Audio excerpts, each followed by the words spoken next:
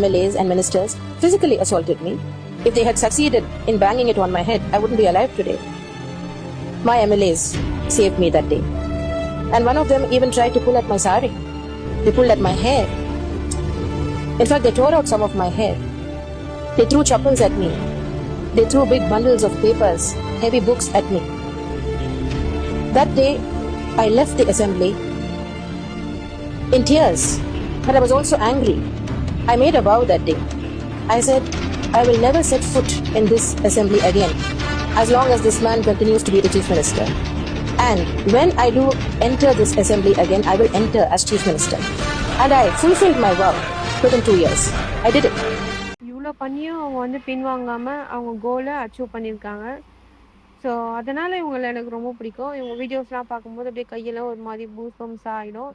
So எனக்கு தெரிஞ்சு இவங்க ஆட்சியில் இருக்கும்போது நான் சின்ன பொண்ணாக இருக்கேன். அப்போ வந்து இந்த சோஷியல் மீடியா அதெல்லாம் ஃபோனு அந்தளவுக்கு கிடையாது. ஆனால் இவங்க ஆட்சியில் இருக்கும்போது அந்த போதை மருந்து இதெல்லாம் அதிகமாக இருந்துதான்னு எனக்கு தெரியல. இப்போ தான் வந்து அதெல்லாம் அதிகமாக இருக்குது. சின்ன பசங்க இப்போ நம்மளே பார்க்குறோம்ல ஃபோன்லலாம், சின்ன பசங்க கூட அதை வந்து யூஸ் பண்ணுறாங்க. அந்த மாதிரி இருக்க நாடு. இவங்க இருக்கும்போது நம்ம சின்னவங்களா இருந்ததுனால நமக்கு தெரியல அவங்க. ஆனால் நிறைய பேர் சொல்கிறத வச்சு சொல்லணும்னா நல்லா இருந்தது அப்படின்னு தான் சொல்கிறாங்க. ஸோ இப்போ இந்த காலத்தில் இவங்க இருந்திருந்தாங்கன்னா கண்டிப்பாக நம்ம நாடு இந்த மாதிரி இருந்திருக்குமா, இல்லை பெஸ்ட்டான ஒரு நாடாக இருந்திருக்குமா, இல்லை போதைப் பொருள் அதெல்லாம் வந்து இல்லாமல் இருந்திருக்குமா, எப்படி இருந்திருக்கும் அப்படின்னு ஷார்ட்டாக வந்து உங்களுக்கு என்ன தோணுதோ அதை வந்து கமெண்டில் சொல்லுங்கள். ஸோ எனக்கு என்ன தோணுது அப்படின்னா, கண்டிப்பாக இவங்க இருந்திருந்தால் பொண்ணுங்களுக்கும் சேஃப்டின்றது ஏதாவது ஒரு வழி பண்ணியிருப்பாங்க.